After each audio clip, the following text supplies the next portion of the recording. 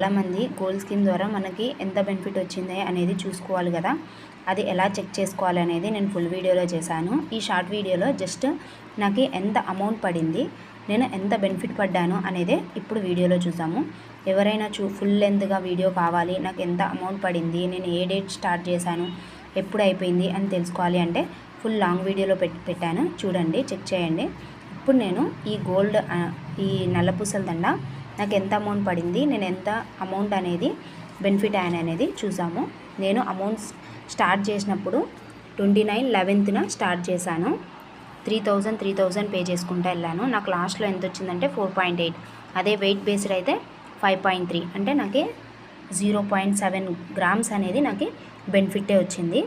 నాకు గోల్డ్ అనేది ఇక్కడ చూసుకుంటే వెయిట్ని బట్టి చూసుకున్నా నాకు ఇంక్రీజింగ్ ఆర్డర్లోనే ఉంది.